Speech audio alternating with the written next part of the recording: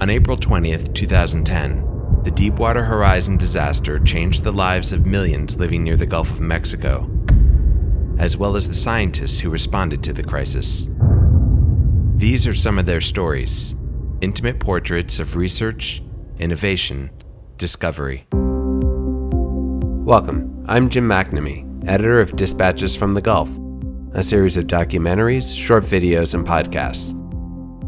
In today's podcast, Dr. Jon Moore shares with us the nitty-gritty of how he and his team have added nearly 70 new species to the list of fish in the Gulf of Mexico. We're out there collecting both physical information about the water itself, the microbes in the water, and the different kinds of animals that we can find all the way from the surface to about 1,500 meters, or roughly about a mile down.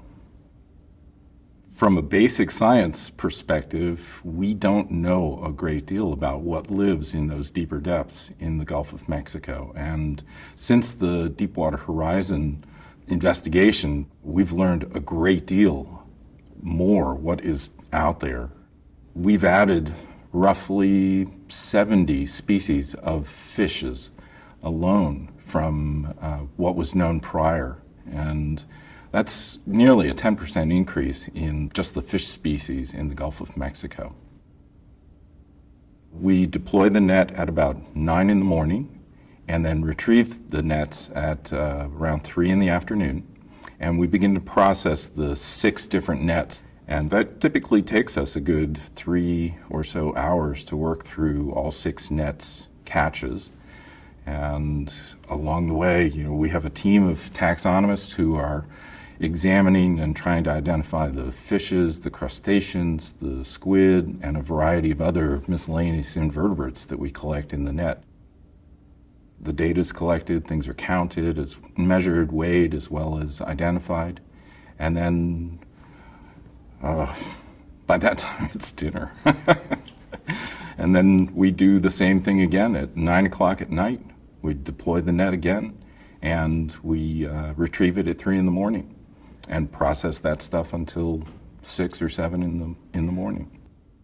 Collecting animals at 6 different depths twice a day means that Dr. Moore and his students work around the clock on these research cruises.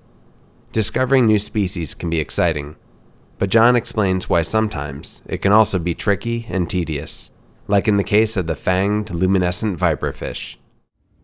Many of the things that we catch are relatively common species for their depth zones. And so there are things that we can immediately recognize.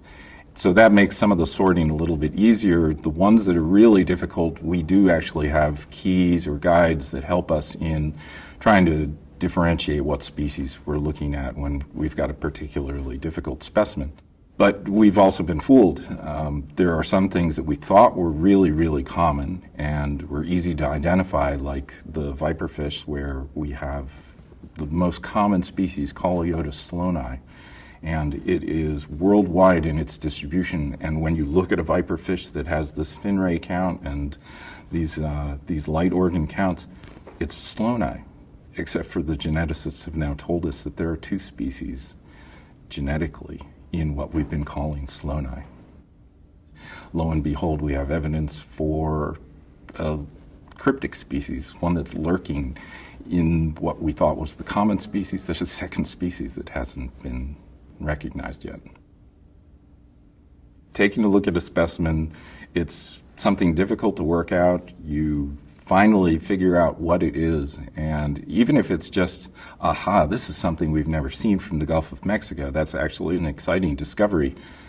But if it's something that just isn't in the Keys and is not amongst the recognized biodiversity, then there's sort of 2 sides to that, where one, it's very exciting to find something that's brand new, but on the other hand, how how much work it is to actually try and describe that new species and get it to publication.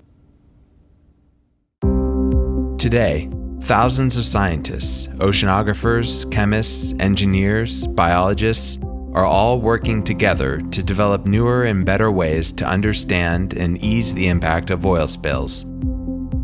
To learn more about their work, visit our webpage at dispatchesfromthegulf.com. Funding for this podcast was provided by a grant by the Gulf of Mexico Research Initiative. And thanks for listening.